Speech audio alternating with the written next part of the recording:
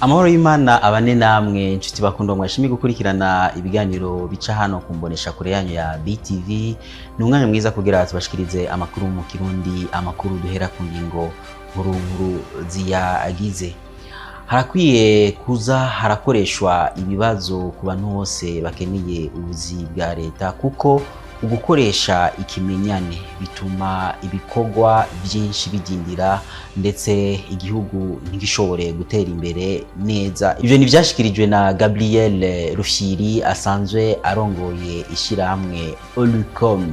Muraza kubikurikirana mwidonido ry'amakuru yacu. Umukuru w'igihugu cy'u Burundi Evariste Ndayishimiye aremeza neza yuko Burundi bufise ubutare bwinshi, akavuga yuko muri kino kiringo ubutare buzohora bushogwa hanze y'u Burundi bumaze guhingurwa. Ivyo navyo muraza kubikurikirana mu makuru yacu. Turabateguriye n'ayandi makuru atari make mu kanya idonido ry'amakuru yacu. Nongeye kubaramutsa ndasubira kubaha ikaze kugira ngo mukurikirane idonido ry'amakuru yacu mu Kirundi. Nabibamenyesheje mu ntangamarara yuko hakwiye kubaho ibibazo mu gihe haba hariko haratangwa ubuzi, na cyane cyane ubuzi bwa leta, kuko ikimenyane kiri mu bimwe vyica akazi kandi bigatuma n'igihugu kidatera imbere. Ivyo vyashikirijwe na Gabriel Rufyiri asanzwe arongoye ishirahamwe Olucom. Ni inkuru ya mugenzi wacu Elvis Munyaneza. Itangwa ry'ubuzi atisunzwe ubumenyi ni bimwe mu bituma ibisata bitandukanye vy'ubuzi atamusaruro ukwiye uboneka. Gabriel Rufyiri arongoye ishirahamwe Olucom asigura ko hakwiye gukoreshwa ibibazo mu itangwa ry'ubuzi. Mu bisanzwe abantu baronka akazi bagomba kuba ari abantu bahawe akazi bakoresheje ibibazo kugira ngo bashobore kuzana ico dokwita rendement canke resultat. Ivyo rero kugeza n'uno munsi mu vy'ukuri tubona nka kino gihugu cacu bitarafata inzira. Abantu benshi binjira mu buzi bwa leta, kritere ni zibiri: n'umugambi utwara, kritere ya kabiri no kubuzinanye n'umuntu kanaka. Ivyo rero nimwe bita favoritisme, le clientelisme, le nepotisme. Ivyo bintu nibishobora gutuma igihugu cubakwa. Mugabo ikintu bitwa la gouvernance, la bonne gouvernance de la chose publique, ivyo usanga abashinwa, abarusiya, Korea yo mu buraruko, Amerika, ibihugu byose bifite gutera imbere bishira imbere les critères de bonne gouvernance. Ivyo rero bitabishize imbere ntibikunda. Transparence, gouvernance, hanyuma redevabilité, ivyo yabiza imbere. Mugabo twebwe nababwiye kintuze dukoresha nuko bukomeye mu mugambwe, nuko ba wiruka, nuko ba ufise umuntu ari imbere ashobora nizo critères. Ivyo rero ni ibintu bituma niyo migambi yose uko turakora bidakunda. Nk'ubu ndabakaroro bijya bintu by'iyi vision y'ingero ubundi uzabwifashe mu 2040, kwiyumvira ko izoyishikako ivyo bintu bitabanje guhinduka kandi ngo bihere kubatwara. Ndababwije ukuri bizotugora ko twashika.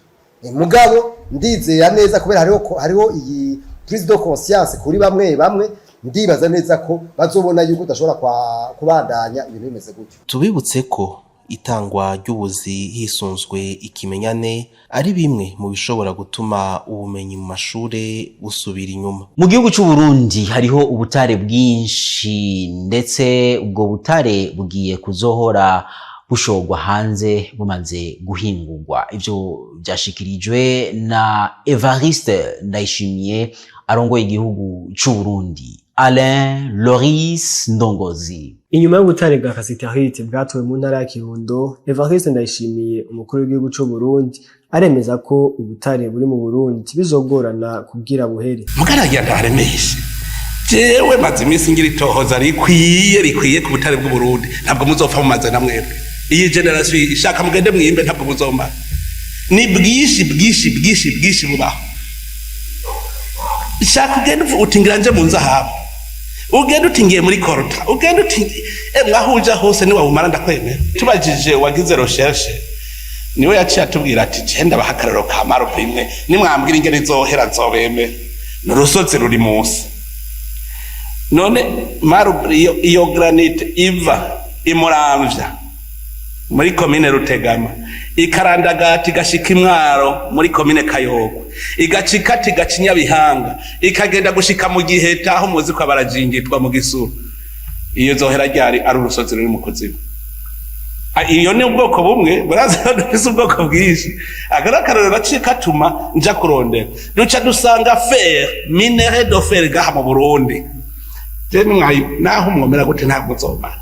Evariste Ndayishimiye aributsa ingingo zimwe zimwe zafashwe mu bijanye n'urudandazwa rw'ubutare.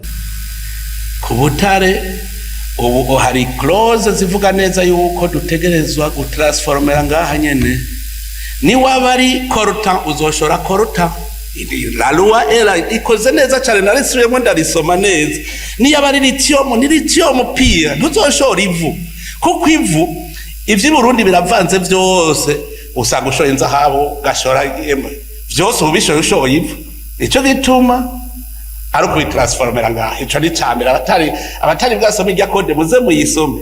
Ikigira kabiri ni partenariat ganya. Twebutse ko umuntu mbere yo guhagurukira igisata c'ubutare umukuru w'igihugu aherutse gufata ingingo yo gusubiriza mu mabanga indongozi zimwe zimwe zikorera mu gisata c'ubutare uhereye mu bushikiranganje mu byo bujejwe harimo ubutare no mu kigo kijejwe ubutare mu Burundi OBM. Umushikiranganje wa mbere wa leta y'u Burundi Gervais Ndirakobuca arahamagarira abajejwe intwaro kuzofata mu minwe rusansuma y'abene gihugu uburimyi n'ubworozi n'ibitungwa bugiye kuba hano mu gihugu c'u Burundi, agasaba yuko bo kurikirana neza kugira ngo ico gikorwa kizorangire neza. Ivyo yakaba yabishikirije mu gihe yariko araganira na barongoye intwaro mu gisagara ca Bujumbura. Jules Verne Nakimana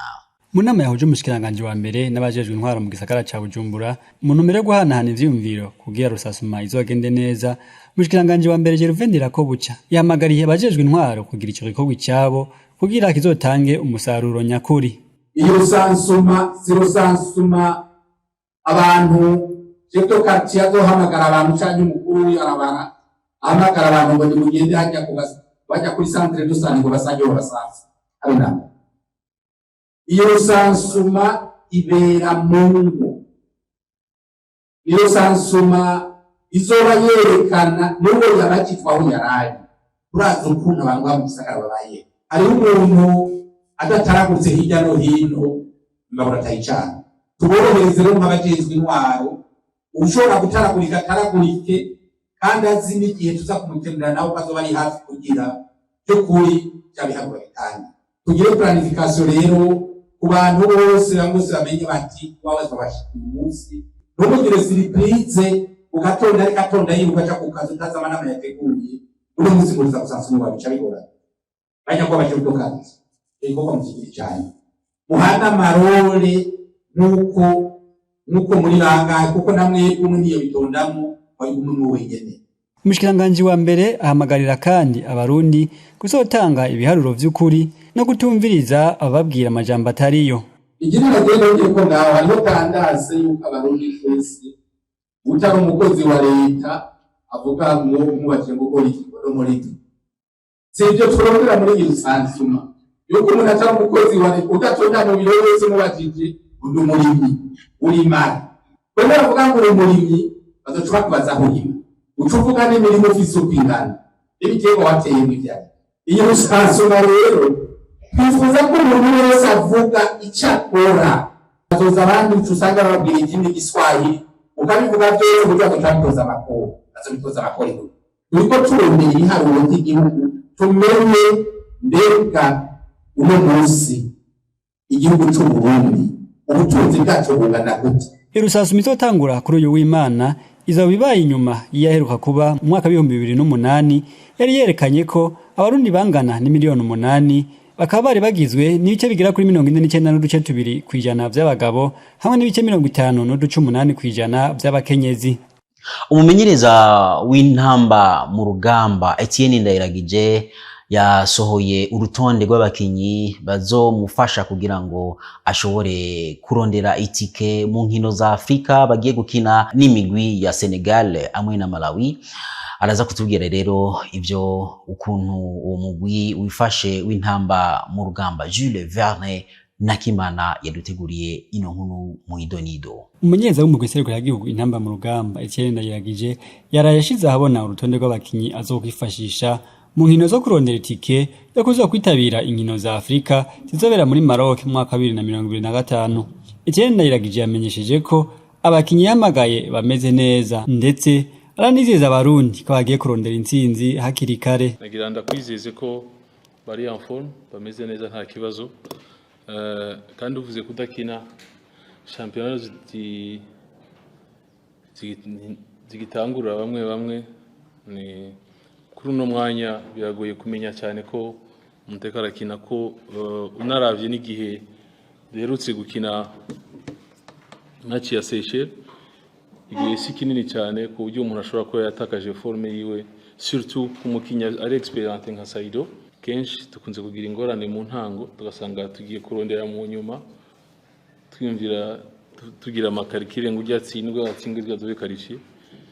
Tuma twifuje ko iyi match tuzakira tuzitangura nko kumedora dukora ko yazira zo guheza kubw'ivyo hamwe n'Imana byose birashoboka kandi ndizera ko cyo turondera ni qualification. Sizi match zibiri zonyene gusa twagenda ngo turonka 6 amace tujyama tutakazize rando. Nayo ku majambo wahoze ari kizigenza mu mugwi serukiragihugu Valerie Nahayo yari numwe mu bahoze bakorana mu mugwi serukiragihugu. Etienne Ndayiragije yashikirije ko atagutumvikana kuri mu mugwi serukiragihugu ngo byose bimeze neza. Amajambo n'amajambo ariko ibikorwa n'ibikorwa. Twe turi mu kazi bamva ntiho bikurikirana icyo dukurikirana twe turi mu bikorwa. Humura klima ni nziza n'amahoro, abo turi kumwe abo dukorana harimo n'abakinyi harimo n'abadutwaye umwuka n'umwe tumeze neza. Icyo turondera ni kimwe ni qualification dukorera igihugu. Ndumva atakintu turiko turarondera ibindi navyo twabishira pembeni. Uburundi bukaba buri mu itsinda rigizwe n'imigwi nka Senegal, Burkina Faso hamwe na Malawi. Kuri uyu wa gatanu iganwa rya Primus League rirasubira gutangura nyuma y'akaruhuko katari gato abakinyi bahoramwo. Izo nkino abari kure canke abatishikiye ku bibuga bazohora bazikurikirana ikibiriraho biciye ku rubuga rwa FIFA Plus nkuko tubisanga ku rubuga rwa Facebook rw'ishirahamwe ry'umupira w'amaguru mu Burundi FFB. Elvis Munyaneza aradushikiriza amakuru avugwa hirya no hino mu makungu. Mwijambo ryiwe ry'iminota 35 Kamala Harris umukenyezi wa kabiri yiyamamarije kuba mu kibanza c'umukuru w'igihugu wa Leta Zunze Ubumwe za Amerika, icegera c'umukuru w'igihugu wa Leta Zunze Ubumwe za Amerika w'imyaka 59 yarerekanye umugambi wiwe kubijanye n'abinjira n'abasohoka. Yongera yiyemeza gukomeza gushigikira igihugu ca Ukraine n'abanyapalestina muri Gaza, akabandanya anashigikira Israel. Igihugu ca Mozambique giharugwa mu kibanza ca mbere mu mugambi w'isi yose kugira hamenyekane hakiri kare kubijanye n'ihindagurika ry'ikirere mu gukinga ingaruka zishobora gushika. Kuri uno wa 22 Myandagaro mu mwaka w'2024 ku mugwa mukuru Maputo, umukuru w'igihugu Philippe Nyusi yarerekanye urupapuro rw'inzira kugira uwo mugambi ushikweko. Igihugu ca Mozambique ni igihugu gikunze kwibonekezamwo ingaruka zijanye n'ihindagurika ry'ibihe nk'imyuzure, imiyaga, izuba ryinshi. Ivyo biza bikonona byinshi harimwo ubuzima bw'abantu buhasigara n'ibindi bintu. Ivyo bikagira n'ingaruka ku butunzi bw'igihugu nk'uko bitangazwa n'umukuru w'igihugu ca Mozambique. Ni kuri iyo nkuru y'amakuru yo mu makungu turangirije ko amakuru yacu y'uno munsi. Nkaba ndabashimiye mwese mwashoboye kuyakurikirana. Nshimire Nkarenza abari mu buhinga bw'ivyuma bashoboye kudufasha ndetse n'abamenyesha amakuru bagiye hirya no hino kugira ngo bashoboye kuruturonderera ano makuru. Ndabifurije intango nziza ya weekend. Mugire amahoro meza aho muri hose, ariko kandi mugire imigisha iva ku Mana. Murakoze.